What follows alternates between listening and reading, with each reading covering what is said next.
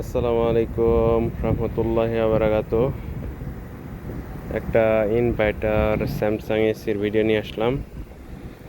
এটার হচ্ছে কম্প্রেসার চলে গেছে, কম্প্রেসার খারাপ হয়ে গেছে এটা হচ্ছে কম্প্রেসার যে পাম্পিং খারাপ হয়ে গেছে। এটা হচ্ছে বিএলডিসি মোটর, এটা বিএলডিসি সব হইতেছে ডিসি, আর এটা হচ্ছে ইনভার্টার এসি সার্কিট। যে এই তিনটে যে টার্মিনাল আছে ইউবিডব্লিউ, এটা কিন্তু 220 ঢুইকা আপনার এই 3 পেস বানায় এই জায়গায়, 380 ভোল্টেজ করে এই জায়গায়। ঠিক আছে। আর নতুন যে ইনভার্টার এসি, এটা হচ্ছে 18,000 এটা 24,000 বিটিউ। এটা দেখেন 24,000 বিটিউ।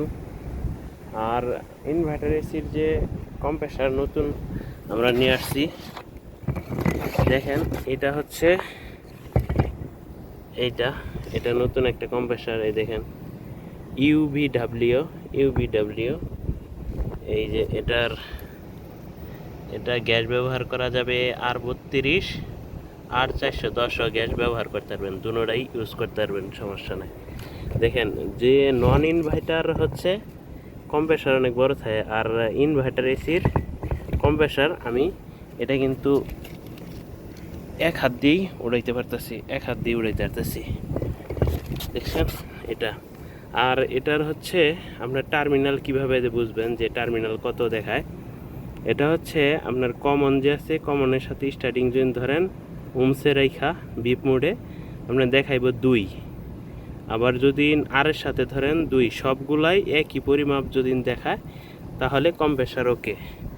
আমরা এইটা হচ্ছে নতুন কম্প্রেসার, আর পুরান কম্প্রেসারটা খুলে ফেলছি। এটা হইতেছে আপনার পাম্পিং সমস্যা ছিল, ভিতরে সমস্যা, মেকানিক্যাল সমস্যা হয়ে গেছে, এর কারণে এটা চেঞ্জ করতেছি। আর এটা লাইন ভোল্টেজ হইতেছে 220, আর এটা সার্কিট এইটা। তো এটাই দেখাইলাম আপনাদের। ভালো থাকবেন সবাই, আল্লাহ হাফেজ সবাইকে।